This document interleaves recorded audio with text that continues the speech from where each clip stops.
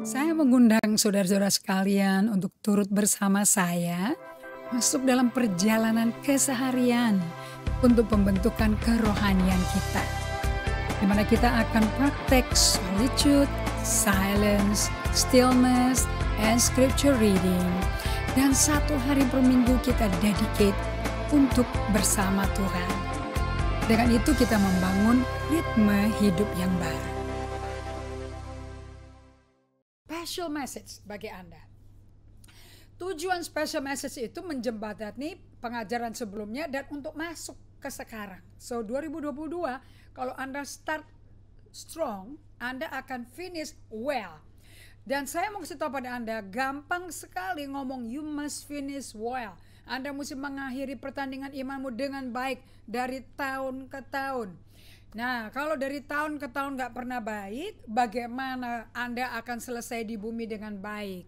Karena sesuatu pekerjaan itu bisa excellent, bisa full of success, seperti maunya Tuhan di Matius 25 ayat 21.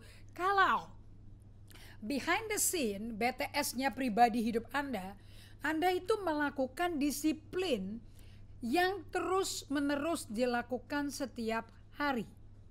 So tidak ada orang bisa memimpin orang lain, bisa menjadi garam dan terang, menjadi influencer, menjadi pengaruh yang besar kalau Anda itu secara pribadi di belakang layar atau BTS hidup pribadimu, behind the scene of your personal life, Anda tidak secara disiplin melakukan perbuatan yang sama terus, yang baik, yang benar, yang memuliakan Allah. Saya mau pakai Filipi 4:8 ya. Apa yang baik, yang mulia, yang suci, yang adil, yang manis, sedap didengar, patut dipuji, disebut kebajikan. Kalau itu nggak terus dilakukan BTS, behind the scene, that's between you and God, antara Anda dengan Allah, efeknya ke Anda dengan orang lain nggak ada.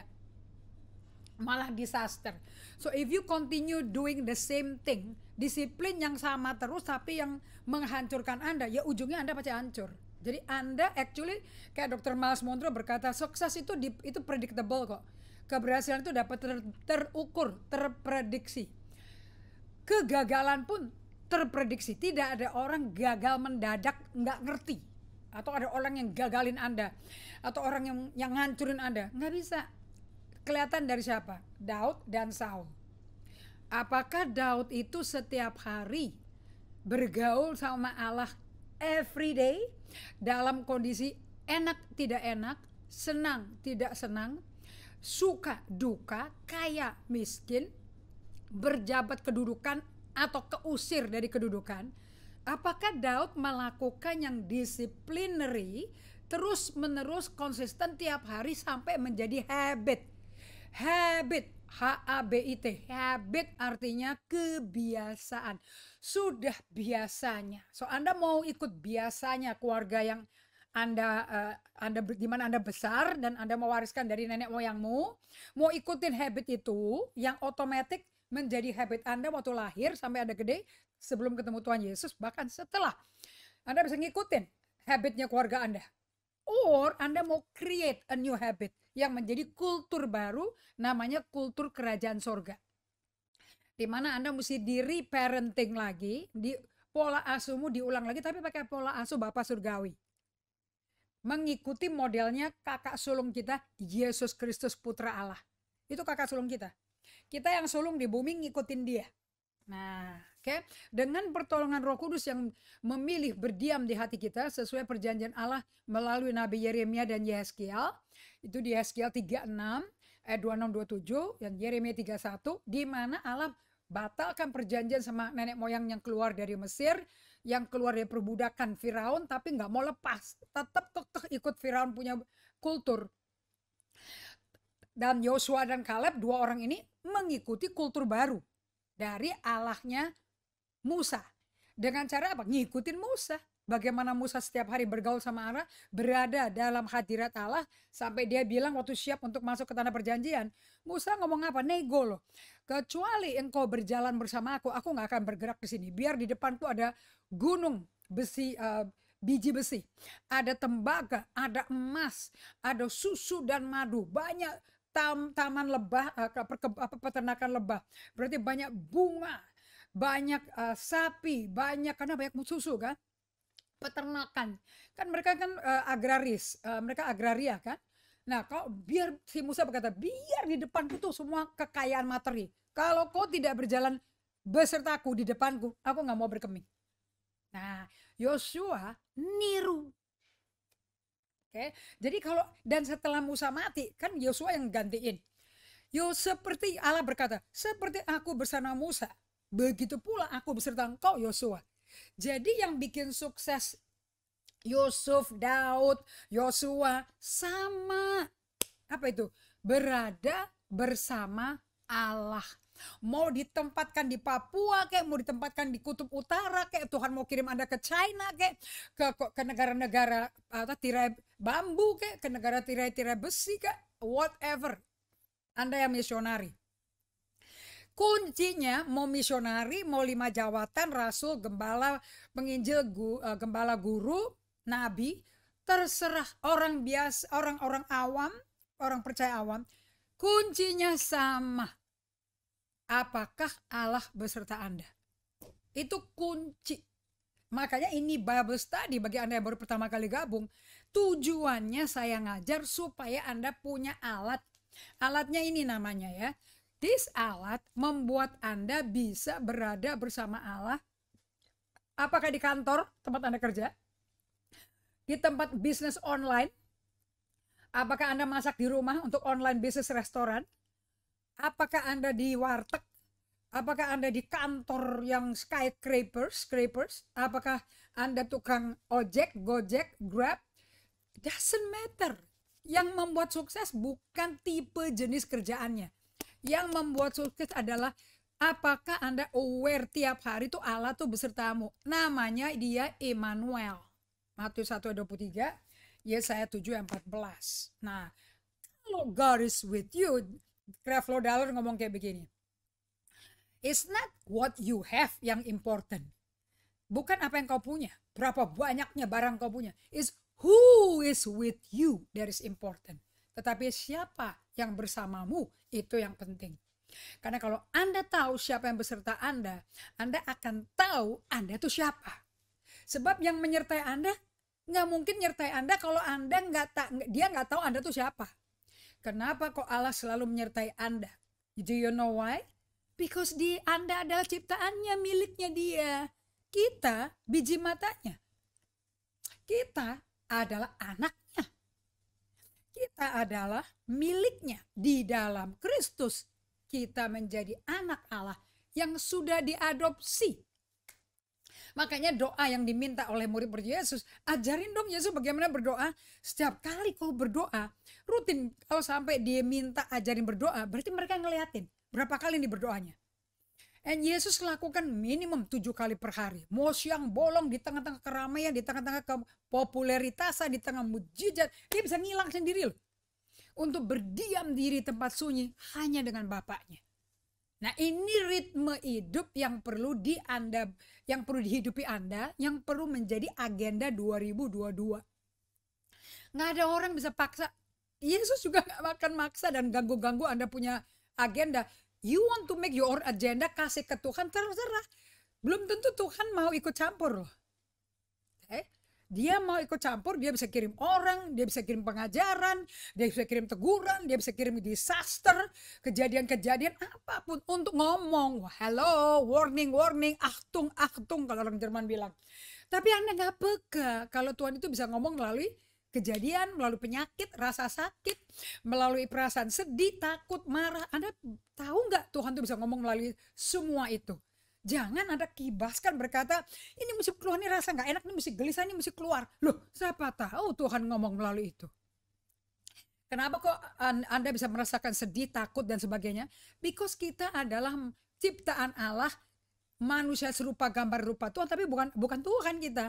Dan kita ini dengan tubuh tanah debu ini, kita ini manusia terbatas. We are limited being. Kenapa kok kita tuh limited being, and thank God kita limited being. Oh, thank God banget, itu blessing in disguise. Kenapa? Itu bikin kita gampang banget untuk mengandalkan Tuhan. Kita bisa angkat tangan dan berkata, aku udah coba sebaik mungkin, melakukan sebaik mungkin yang kurasa benar, mulia, suci. Tapi kok gagal terus. Angkat tangan, dan Allah berkata, kalau kau angkat tangan, aku yang turun tangan. Dan begitu aku turun tangan, engkau berserahkan seluruh keberadaanmu pada tanganku. Aku peluk kau, aku gendong kau. Seperti domba yang digendong, yang satu yang hilang itu dari 100, yang 99 merasa sudah suci dan benar, dia biarin aja. Yang satu hilang, dia gendong, dia cari. Pulangnya digendong. Bayangin tuh, dia ada di kepala, di pipinya Yesus. Satu ekornya gini di pipi satunya, yang satu pipinya domba di pipinya Yesus. Akrab, intim, secure. Gak pernah ditinggal, dilempar gitu, gak pernah. Sekalipun nakal, sekalipun tidak benar hidupnya. Orang Kristen bisa menghakimi orang gak benar. Tapi Allah Bapa kita Yesus gak pernah menghakimi kita. So today, saya kembali memberikan pada Anda pengajaran jadi murid Kristus itu seperti apa sih sebetulnya. So Anda yang baru bergabung ini, Anda lebih baik really make sure that you don't just ikut-ikut dengerin khotbah. Jangan, nanti kamu bored. Banyak pendeta yang khotbah. Kalau saya mau ajak Anda the doing is more important. The being. Karena kalau Anda secara habitually menjadi kebiasaan melakukan dengan disiplin kecil-kecil aja, nggak usah. Ini kan day by day ini, untuk Anda berdiam di kaki Tuhan cuma 2 menit.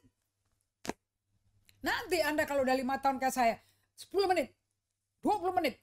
Okay? Just being silent, gak baca Alkitab, gak ngomong apapun, just being silent sampai merasakan kehadiran dia. Kalau bisa dapat 50 detik, 15 detik, indahnya gak keruan, you know. And then kita itu ada agenda, udah ada tamu datang, but then you know, being 15 detik sama Tuhan is everything. Dan Tuhan tuh seneng karena dia tuh disambut, dimaui. Gini loh, Anda kalau sama Tuhan, jangan berpikir kayak aku mesti doa, aku mesti gini. Nggak ada, dia kepingin berteman. Coba Anda sedang sibuk, terus ada orang yang lagi, mungkin mama Anda atau anak Anda, tiba-tiba Anda make special effort, bikin upaya spesial. Dalam 1 detik aja ngetik, "Hi darling, love daddy." Berapa lama sih ngetik gituan di WA-nya anak Anda? Kira-kira anak Anda dia ketawa gak? Dia bisa ketawa sendiri loh. Mungkin dia lagi jempalitan bikin PR, mungkin dia lagi jempalitan belajar, tapi dapat WA itu kayak yes, thank you daddy. Nah, kalau bikin PR papa. Nah, waktu anak Anda jawab instan. Dan ini kalau dilakukan tiap hari ya, jangan dilakukannya setahun sekali dong. Tiap hari teman-teman. Kira-kira hubungannya ayah dan anak bagaimana? Lah kayak gitu Allah Bapa sama kita. Apa itu? Doa itu program, mesti tutup mata, bahasa roh, bahasa lidah setengah jam. Sampai ketiduran, kecapean, badannya gitu. Dia gak kayak gitu. Manusia itu gak kenal Tuhan, kayaknya Tuhan tuh mesti dibumbui gitu loh. Pakai bahasa roh, pakai ayat. Capek, dia cuma ngomong, dia cuma kepingin datang dong ke aku. Karena aku kepingin ketemu kamu. Coba Maria, saudaranya Marta, di Lukas 10 ayat 38-42. Emangnya banyak ngomong? Gak ngomong. Dia punya hati, gravitasinya Yesus. Senternya dia, itu Yesus. Kalau Marta senter dirinya itu dirinya sendiri. Makanya dia ngotot untuk Yesus ngeliat dia ngapain dan minta dihargai. Makanya berani marahin Yesus dan supaya Maria yang nganggur itu bantu dia. Di mata Marta, Maria tuh nganggur loh. Padahal dikatakan Maria melakukan satu hal yang perlu, yang tidak akan diambil dari dia. Dan itu berarti dijamin akan tetap ada di Maria dong. Dan Maria duduk di kaki Yesus mendengar. Itu kan kalau mendengar-dengar kan berarti jatuh cinta kan. Orang punya hubungan spesial, dekat, akrab, intim. Nah, Anda tuh kalau menjadi murid Kristus sebenarnya tuh kayak apa sih modelnya? Ya kayak Maria. Apalagi Bunda Maria, mamanya Yesus, mama angkat. Itu murid yang luar biasa tuh. Setiap perkataannya Yesus dia simpan di hati dia. So saya saya mau ngajarkan Anda jujurnya ya, dari day by day ini ya, tiap hari. Jujurnya, Anda tuh lagi diajarin, dibentuk kembali hatinya, sehingga Anda dari hati itu keluarnya itu adalah jenis transform you. Diri Anda yang tertransformasi. Nah, kalau ditransformasi Tuhan tuh buahnya kayak apa sih buktinya? You learn how to love others well. Anda belajar untuk mengasihi saudara sesamamu dengan baik. Seperti apa kita mengasihi sesamamu? Seperti Yesus sayang engkau. Jadi kalau engkau berkata Yesus mengasihi engkau, itu buktinya tuh bukan Anda nggak usah ngomong. Orang sekitar Anda akan mengalami kasih sayang Anda kepada mereka. Itu aja.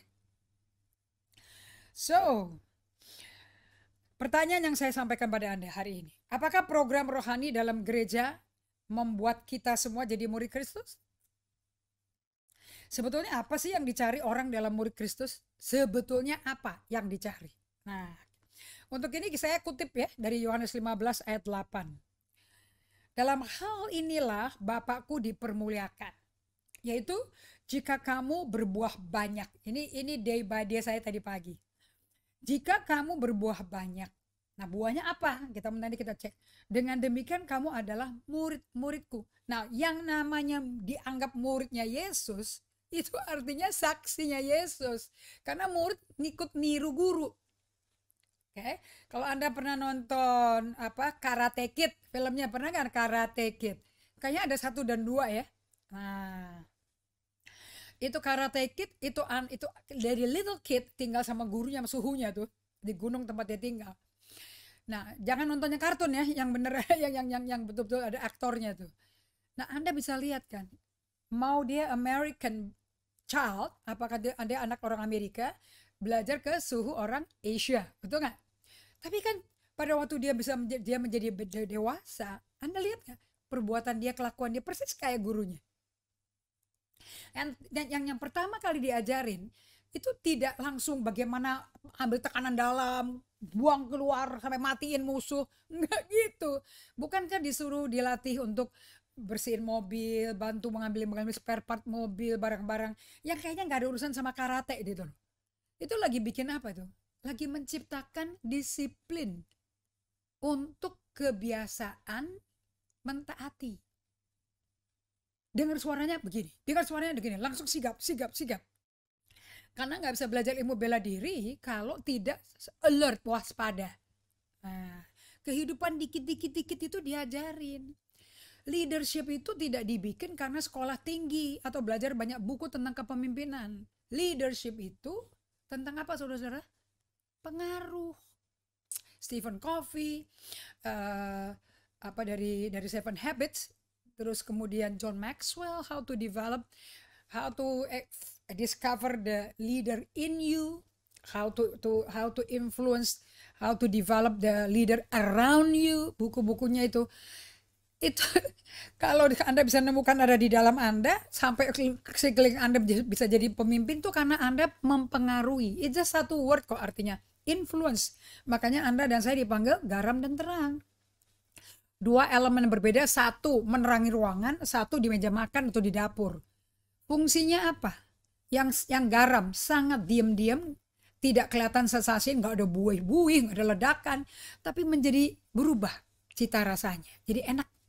Lampu dari gelap menyinari. Jadi senang lihatnya. Karena semuanya bisa kelihatan. Now, are you an influencer? Nah, kalau Anda betul-betul menjadi pengikut Yesus untuk jadi muridnya, berarti seperti guru, begitulah muridnya. Yesus kan ngomong, nggak mungkin murid lebih hebat dari gurunya, nggak mungkin. Paling top ya sama gurunya. Kita mestinya sama seperti Kristus. Ini kalau mau jadi Kristen yang murid sah, tujuannya ke situ. Nah, contohnya apa? Ya Anda mesti berbuah. Dan kalau Anda baca Yohanes 15 ayat 1 sampai 5, perkataannya pertama adalah dia adalah pokoknya kita caranya Allah Bapa pemilik kebun anggurnya, betul nggak? Nah, pohon anggur yang nggak berbuah kan dipotong. Sakit dong kalau dipotong dong. Right? And dia ngomong kayak gini, remain in me, tetap berdiam dalamku. Aku berdiam dalam kamu, maka kau akan berbuah. Jadi kalau kita putus dari Yesus nggak bisa jadi murid. Karena jadi murid mesti hubungan dekat. Yesus itu dikelilingi 12 namanya murid-murid loh. Yohanes 13 ayat 22 ayat 25. Yohanes 13 itu sudah menuju ke salib ya, udah dekat. Murid-murid itu memandang seorang kepada yang lain, mereka ragu-ragu siapa yang dimaksudkannya. Tentang siapa yang akan menyerahkan nyawanya Yesus. Seorang di antara murid Yesus, yaitu murid yang dikasihinya. Jadi ada murid yang dikasihinya, ada murid yang akan mengkhianati. Tapi dua-duanya murid loh. Menarik ya. Bersandar dekat kepadanya di sebelah kanannya. Kepada murid itu, Simon Petrus memberi isyarat dan berkata, karena murid yang spesial ini lagi ngomong sama Yesus, kan mereka kalau duduk kan di lantai, kayak lesehan. Nah yang spesial ini muridnya tuh dadanya ada di, kepalanya di dada Yesus. Jadi si Petrus, Simon bin Yunus, ini namanya masih ada Simonnya. Jadi masih manusia daging. Kasih isyarat, kasih kode dia. Tanya siapa yang akan menyerahkan dia. Murid yang duduk dekat Yesus berpaling berkata, Tuhan siapakah itu? Nah, mau mengkhianati atau enggak, Yesus ambil resiko. Bilang, ini karena setiap hari ngikutin aku. Mereka murid loh. Gila ya imannya Yesus ya. Jadi kalau orang jadi murid nggak selalu cespleng langsung 100% jadi bagus. Belum tentu loh.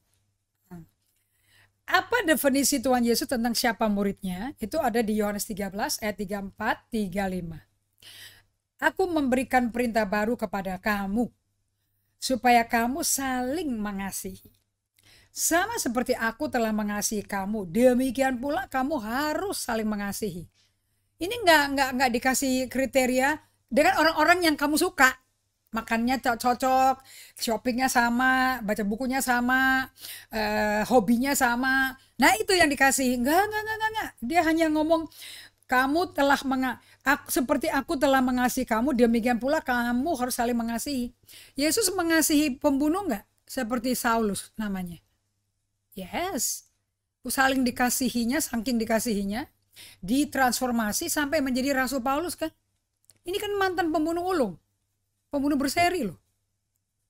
Nah, jadi kan mengasihi itu tidak ada urusan dengan background Anda apa kan ya. Jadi kalau Anda ketemu orang mantan pembunuh terus Anda menginjil terus Anda kasih jarak, kasih tanda X di situ. Hati-hati. Bisa-bisa dia keanggot lagi, dibunuh lagi di sini. That's not the way to see it. Makanya ini buku Day by Day penting sekali. Kenapa? Karena banyak orang di gereja yang tidak menyenangkan orang. Justru yang ke gereja aktif di gereja. Yang banyak ngomong haleluya amin. Bahkannya khotbah. Ayat 35. Dengan demikian semua orang akan tahu bahwa kamu adalah murid-muridku. Yaitu jika kalau kamu saling mengasihi. So apa sih murid Yesus definisinya? Love one another. Loving others well. Kalau dari Robert Mulholland, aduh ini buku bagus sekali. If you are really a Bible teacher, you should have this book. Di mana Anda tidak baca Alkitab, tetapi firman Tuhan bacain Anda, bacain ke Anda. Makanya itu namanya cermin. Di mana Anda manusia jiwanya, dagingnya itu akan dibentuk dari firman yang Anda baca. Oke.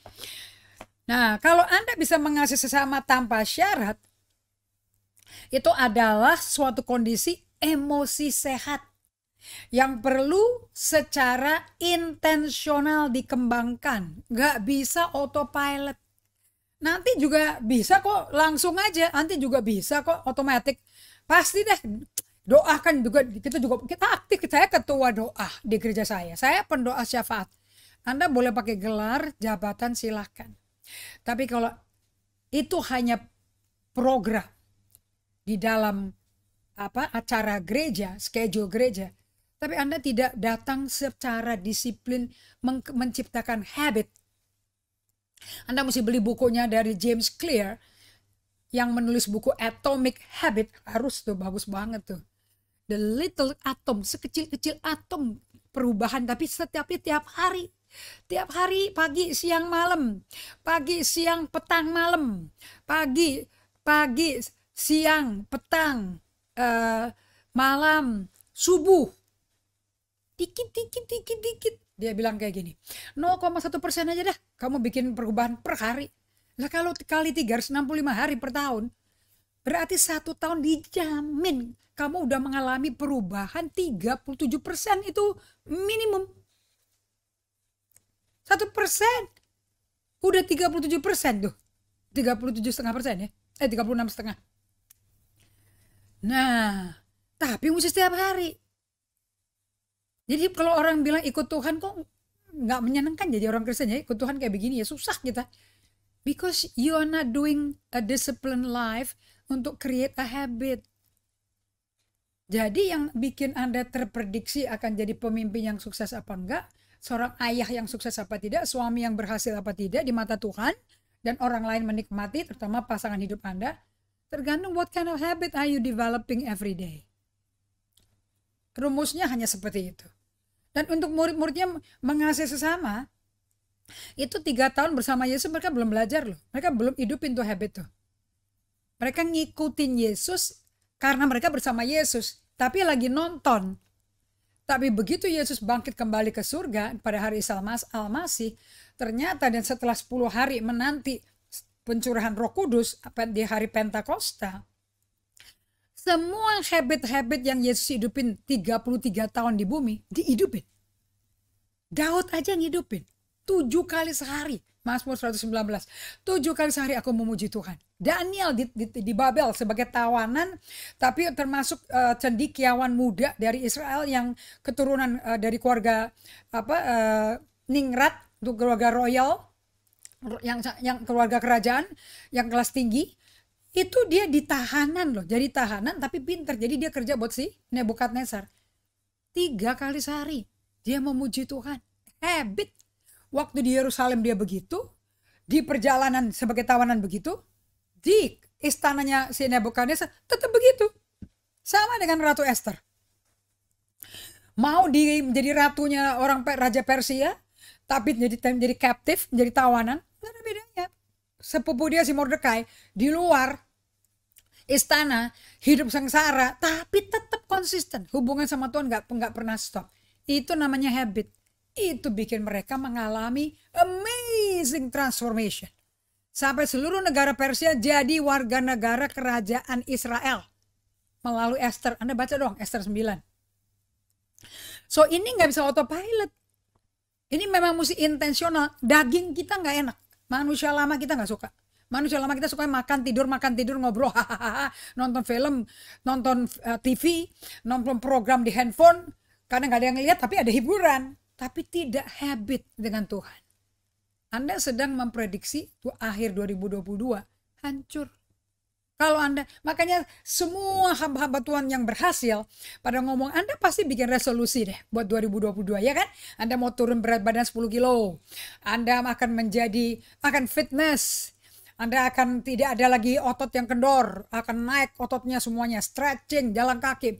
Berapa semua hamba Tuhan yang top berkata, 90% tidak tercapai.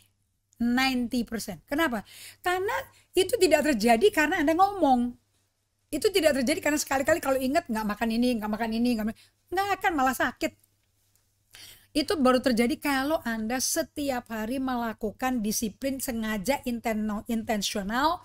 Memang Anda ukur kalori, memang Anda mengurangi makan goreng-goreng, Anda mengurangi semua gula-gula, dan Anda olahraga, nggak usah gila-gilaan, ringan tapi habit, as a habit. 3 kali sehari, day by day. Kalau Anda lakukan itu, dijamin turun berat badan 100%. Atau minimum kan 36,5% kan. Pasti terjadi. 1% aja Anda lakukan perubahannya. So, kesehatan emosi akan menentukan Anda bisa mengasihi sesama dengan benar apa enggak. Jadi ini bukan sekadar tentang kesadaran diri kita dan relasi-relasi kita bagaimana sama orang, bukan. Tapi kesehatan emosi ini berdampak pada gambar dan rupa Allah di kita kelihatan nggak? Dan kita bisa peka mendengar Allah hadir. Allah hadir dulu, tahu nggak waktu dia hadir? Yang kedua, setelah dia hadir ngomong apa? Anda punya telinga rohani yang tajam, yang bersih gendang telinganya untuk peka dengan suara angin sepoi-sepoi basah enggak? Nah, kalau Anda memiliki kemampuan seperti ini, Anda bisa melakukan kehendak Allah. Oke, ini clear kehendak Allahnya. Nah, untuk Anda bisa melakukan seperti ini, Anda mesti ngerti yang namanya contemplative life. Hidup kontemplatif. Ini bahasa Indonesia udah pakai loh, kata-kata kontemplatif. Dan bukan orang Kristen yang pakai. Kontemplatif artinya hidup merenung, berdiam. Kurangi kecepatan, mikir. Kurangi tertekan buru-buru karena agenda yang perlu diselesaikan sehari. That's tough untuk orang-orang yang sangat result oriented, berorientasi kepada pencapaian hasil, pencapaian agenda selesai. Itu berat untuk hidup sadar, kurangi tempo atau bahasa Inggrisnya slowing down, and then to be still, berdiam untuk mengenal, mengetahui siapa itu Allah kita. Mazmur 46 ayat 11. Henry Nouwen berkata, orang Kristen yang mengaku Kristen rohani tapi sama sekali tidak melakukan kehidupan kontemplatif, itu sama sekali nggak rohani orangnya. Anda bisa KTP-nya Kristen, tapi Anda rohani apa enggak gitu. Oke? So, kalau Anda mengurangi kecepatan berpikir dan ambil waktu khusus berhenti untuk berdiam diri saat Anda gejolak emosinya, mau marah, mau nonjok orang, mau menangis, mau kutukin orang, mau omelin, mau maki orang. Coba Anda tarik napas sebentar, slow down, kemudian Anda waktu diam, yang Anda cari bukan suara Tuhan. Yang Anda cari yang pertama-tama suara hatimu. Emosimu kayak apa? Pikiran Anda kayak apa? Coba itu didengar. Sebelum jahatin orang, jelekin orang, kritik orang, menghakimi sesama, coba dengerin emosimu dulu. Kalau Anda bisa dengar emosi Anda bisa pelan-pelan kenal siapa Anda. Oke? Nah, saya sebelum 5 tahun ini, saya nggak ngerti gini-ginian. Saya baru belajar 6 tahun ini. Exactly 2016. Saya dulu sudah abaikan tanda-tanda nyata yang sekarang disebut ketidakdewasaan emosi saya dan di sekeliling saya. Itu saya cuekin itu. Karena saya fokus ke keberhasilan. Berapa jiwa dimenangkan, berapa jiwa dibaptis Islam, berapa jiwa dibaptis Roh Kudus, berapa jiwa yang berbahasa roh. Berapa jiwa yang pelepasan. Target semua ngomongnya. Tapi sayanya sombong, tinggi hati, gak suka sama orang tertentu, dendam, kesel, udah gak dihiraukan tuh. Jadi saya tuh kayak seperti Yakobus ngomong, gak bisa dong satu mata air keluar air pahit sama air manis. Gak bisa kan? Air mati sama air hidup mana ada. Sumur cuma bisa mengeluarkan satu macam air. Nah, itu karena pikirannya banyak ayat-ayat terus yang diomongin, yang dipelajari, nggak sadar kondisi emosinya, hatinya nggak sehat. Nah, di saat itu, di momen-momen saya mau jujur ya dengan diri saya, nah, kalau Anda bisa dengar emosi Anda, waktu emosi Anda lagi gejolak, dan Anda dengar emosimu, nanti akibatnya bisa dengar suara Tuhan deh. Karena Tuhan nanti kasih tahu, dan bisa menginsafkan Anda, kamu tuh kayak gini loh. Jadi apa kata orang, kata mami papimu, kamu kayak apa, ternyata benar kan ya. Tapi kan butuh Tuhan nyadarin. Dan tidak bisa disadarkan kalau Anda seksi repot, seksi sibuk.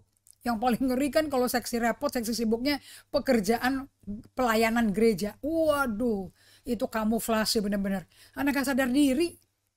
Karena Anda berpikir pekerjaanmu sudah suci dan mulia. Sehingga Anda gak perlu melihat kondisi sakit jiwa Anda. Padahal Yesus datang bukan untuk orang sehat loh, orang sakit. Tapi bukan sakit kanker, bukan sakit jantung saja. Sakit jiwa. Aku juru selamat jiwamu. Yesaya 61 ingat gak? Itu kan jiwa. Orang remuk hati, orang terpenjara, orang tertawan, orang yang hancur-hancuran sampai hidupnya penuh abu.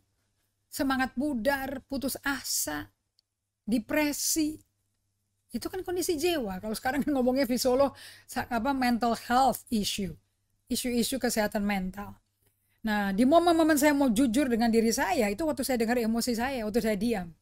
Saya akui Saya akui ya, saya tuh sama seperti gunung es yang terbentuk dari lapisan-lapisan tebal dan dalam sekali. Sekarang saya baru ngerti kenapa kok di bahasa Inggris Daud berkata deep calls unto deep. Memang tempat di mana Allah berada di hati kita, karena kita kan bait Allah ya, tempat roh Allah berdiam ya. Tapi roh Allah tuh berdiam di mana? Dalam hati nurani kita yang baru, yang telah disunat Allah.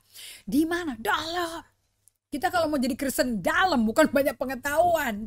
Justru Anda menjadi pengetahuan itu. You become the word. Bukankah kita diciptakan dari perkataan Allah? Allah kan hanya berfirman, jadi kan kita kan.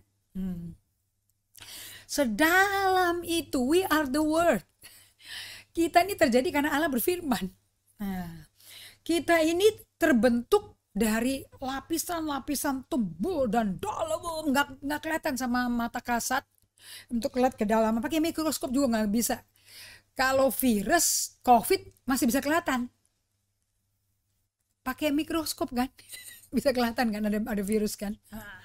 Makanya bentuknya kayak apa, pakai mahkota itu kelihatan, bisa kelihatan, itu kelihatan di mikroskop. Tapi di Anda kedalaman jati dirimu, jiwamu tuh kayak apa yang asli kayak apa, yang dirusak oleh dosa kayak apa, Anda nggak tahu. Nggak sadar kitanya kalau nggak diketemukan Tuhan, ditarik Tuhan, yang kita terima undangannya dia, baru kita bisa sadar. Nah itu di bawah kesadaran sehari-hari kita. Saya mau ulangi lagi, refresh ya, supaya Anda tahu memang ini Babes tadi ini spesifiknya untuk ini, untuk mengenal diri Anda supaya Anda kenal Allah. Kerohanian kita, pasti semua kita ini masih kerohanian puncak gunung es, which is only 10% dari kerohanian kita. Jadi Anda baca Alkitab, Anda doa pagi, doa malam, Anda ke ibadah seminggu sekali, acara doa di gereja juga seminggu sekali, komsel juga seminggu sekali. Emangnya itu merubah Anda? Merubah Anda jadi karakternya jadi seperti Kristus? Anda ngalami itu nggak? Saya sih nggak. Padahal yang bikin program gereja saya, kan saya pendiri gereja. Saya aja nggak ngalami perubahan. Tapi pada waktu saya belajar buku Emotionally Healthy Spirituality, and ini alatnya untuk dipraktekkan supaya menjadi 8 tahap untuk mengalami emosi, bertumbuh menjadi orang dewasa secara emosi dengan memiliki tralis hidup, agenda hidup yang kita diikat ke situ sehingga kita menjadi ritme hidupnya kayak ritmenya Yesus waktu di bumi. Alatnya ini nih, yang kecil ini. Ini nggak ada di bahasa Indonesia, belum ada. Dan Anda kalau mau miliki ya, saya bisa bantu, Anda bisa inden, nanti kita bisa bantu kepada Anda untuk bisa Anda miliki. Tapi saya mesti nemenin Anda waktu pakai ini supaya Anda tidak quit, tidak lalu nyerah, tidak keluar dari ini. Oke. Nah, dari Kristen yang cuma nonjol 10%, Anda mesti jadi Kristen yang 90% itu baru jadi Kristen yang dalam. 90% daripada jiwa kita belum kita izinkan disentuh atau diakses oleh Tuhan. Jadi ingat baik-baik saudara-saudara, yang terlihat itu dari rohanimu itu cuma 10%. Okay? Dan itu mewakili kelakuan Anda, kondak Anda, konduite Anda, dan perubahan-perubahan yang Anda bikin sendiri supaya Anda kelihatan rohani. Tapi kalau udah bagian yang 90% nggak bisa. Yang bisa ngerubah, yang bisa bawa Anda ke sana cuman Yesus. Anda nggak bisa utik-utik yang 90% itu. Udah deh, karena nyerah aja deh.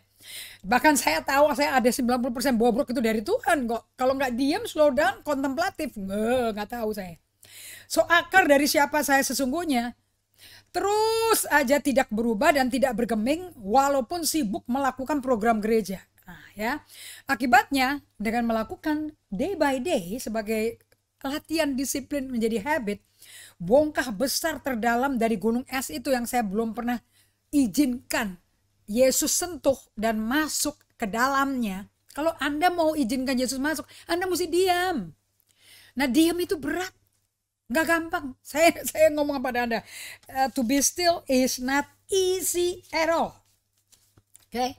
Jadi kalau Anda berkata, oh berdiam doa tuh gampang. Oh kalau Anda doa jujur ayo, lebih banyak Anda yang ngomong apa lebih banyak Anda diam? Nah, doa tuh ada 4 level ya. Anda seperti anak kecil, you pray at God. Ya, doanya ke Tuhan yang Anda nggak kelihatan. Kemudian you pray to God, karena kalau at God itu Anda niru orang lain, niru pendeta, Anda kutip. Tapi kalau to pray to God, Anda mau ngomong sendiri. Tapi masih give me, give me, give me. Berikan aku, berikan aku, berikan aku. Nah, doa yang dua macam ini nggak bikin Anda berubah. Nggak ada. Tapi kalau Anda masuk ke level 3, Anda datang ke Tuhan, seperti Maria, untuk dengar. Just to listen. Jadi Anda nggak ngomong. Oke? Anda cuma ngomong, Lord ini aku. That's it. After that, diam. Nah, kalau Anda latihan untuk berdiam, Anda sudah mulai masuk ke dalam kekristenan di mana Anda izinkan Yesus sentuh 90% bongkah gede itu. Baru nanti Anda akan mengalami revolusi. Terus dari diam, sekarang Anda mulai belajar ngomong dialog. Setelah diam, Anda akan berdoa. Tujuannya apa yang keempat? Berada bersama dia. Just being in his presence. Hanya duduk diam and dilingkupi hadiratnya. Seperti sayap Raja Wali melingkupimu. Nah, induk ayam melingkupi anak-anaknya. Itu yang keempat. Wow, kalau Anda udah sampai kayak gitu, Anda mengalami yang namanya revolusi rohani. Seperti yang terjadi pada penulis buku ini, Peter and Gary Scazzero, menerima pewahyuan perlunya apa yang mereka terima dari Roh Kudus, yaitu emosi yang sehat, yang kelihatan. Can you love others? Jadi mendapat mengasihi sesama itu membuktikan emosimu lagi kesehat apa enggak. Dan rohanimu akan dewasa. Oke, nah waktu kita sudah habis, nanti kita lanjutin lagi ya. Supaya Anda jadi muridnya nggak ngaco-ngaco gitu loh. Oke, nah untuk itu Anda mesti belajar yang namanya berada dalam cooknya Yesus yang enak. Nah, sebagai penutup di slide 36 ya. Melalui buku EHS ini, saya pribadi disadarkan. Nomor 1, kenali Indri dulu. Tapi kenalnya kayak apa? Bukan kumpulin foto-foto dari bayi sampai sekarang, bukan. Mengenali gunung esku yang terendam di bawah permukaan air kehidupan, di mana saya digiring sama Roh Kudus, dibimbing Yesus sampai ke kedalaman itu. Kalau Anda nggak diem bener-bener, nggak bisa. Oke. Nah, bahwa selama ini Anda tuh sebetulnya sayang nggak sih sama dirimu? Anda menghormati dirimu nggak? Sebagai manusia yang betul-betul diciptakan Allah loh. Anda tuh bukan anaknya orang tuamu yang mungkin mengalami KDRT, abuse. Or are you actually God's creation yang diciptakan Allah, serupa gambar Allah? Kalau Anda udah sampai kesadaran itu, Anda mulai sayang pada diri Anda. Baru bisa mengasihi sesama. Ini progresif ya. Nah, saya mau kasih tahu pada Anda semua, kita semua masih dalam taraf berapa puluh tahun Anda jadi Kristen, saya nggak tahu. Mayoritas yang di gereja yang cuman mingguan acaranya dan tiap hari tidak membangun habit, emotionally you're underdeveloped. Perkembangan Anda itu kurang sekali. Bahkan underdeveloped juga nggak terdeteksi laginya. Sama sekali sampai ada yang berhubungan dekat sama Anda gini lah. Saya mau tutup gini. Sampai Anda dekat sama saya. Kalau sekarang ini kan di depan kamera saya nggak gitu dekat ya sama Anda ya. Tapi kayak Linda, beberapa teman-teman yang udah dekat sama saya, tuh bisa tahu. Ibu Indri, garang. Tapi saya suka khotbahnya, keras, saya suka. Benaran, tegas. Antara suka dengar khotbah kebenaran yang tegas disampaikan sama suka pribadi saya, itu langit dan bumi, bro. Nah, yang Tuhan mau bikin saya kalau mati ini selesai pertandingan iman di bumi dan diterima oleh Allah Bapa untuk persiapan untuk hidup selamanya mengenal Allah nanti dalam hidup kekekalan, cuman satu. Pada waktu saya mati atau sebelum atau udah hampir mati, itu orang-orang yang berkumpul sekitar saya tuh ngomong mengenai nyeselnya mereka atau ngomong mengenai betapa mereka hidupnya diubah oleh kelakuan perilaku saya. Bukan karena sumbangan uang, bukan karena sumbangan apa. Itu pemberian-pemberian itu material yang eksternal, no problem lah. Tapi how do I behave? Ada orang memberi tapi controlling loh. Ada orang memberi tapi memang foya-foya buang-buang duit. Tapi ada orang memberi because he love you. Karena memang Bapak yang suruh. and membantu dan mempersembahkan Anda ke tangan Tuhan. Kalau Anda ada buah kasihnya terhadap sesama dan nggak nuntut dan minta dibayar balik, nggak. Really looking and thanking God bisa dipakai jadi bejana Tuhan. You know you're growing, mature. Anda menuju kepada murid Kristus yang dimuridin Yesus. Oke, kita stop dulu di sini ya. Kita doa dulu ya. Oke. Thank you Jesus. Aku mengalami Tuhan malam hari ini, dan saya berdoa Pak Jayadi dan teman-teman semua di Medan, teman-teman dari Switzerland, Belanda, Hong Kong, Malaysia, semua yang ada di Palembang saat ini, Jawa, Labuan Bajo, Manado. Lord, buat mereka mengalami Engkau di 2022. Dengan Tuhan gak ada yang mustahil, tapi tanpa Tuhan mustahil. Let it be done, Lord, sesuai firman-Mu. Dalam nama Yesus kami berdoa dan syukur. Semua Bible study peserta akan menjadi murid Kristus yang dimuridin Yesus sendiri. Kami berikan hormat, pujian, kemuliaan hanya bagi-Mu dalam nama Yesus. Amin. Sampai berjumpa lagi di hari Sabtu jam 12. Dan Anda yang kepingin buku-buku yang saya miliki, memang kalau yang day by day tidak ada bahasa Indonesianya, tapi saya punya grup EHS, kursus sendiri, private, saya ada terjemahkan. Kalau Anda mau dibimbing, karena ini mesti dibimbing ya, nggak bisa jalan sendiri. Saya bisa kirim satu supaya Anda latihan dulu. Kalau Anda belum bisa bergabung, di lampiran B, ini contohnya dari day by day yang sudah bahasa Indonesia. So you just use lampiran B dulu, dan Anda akan mengalami Kristus, hadirat Allah every day of your life. God bless you everybody. Thank you Joyce dari Jepang, Pak Agus dari Kencong, and everybody else. Thank you. Sampai kita jumpa di hari Sabtu ya. God bless you. Tuhan berkati.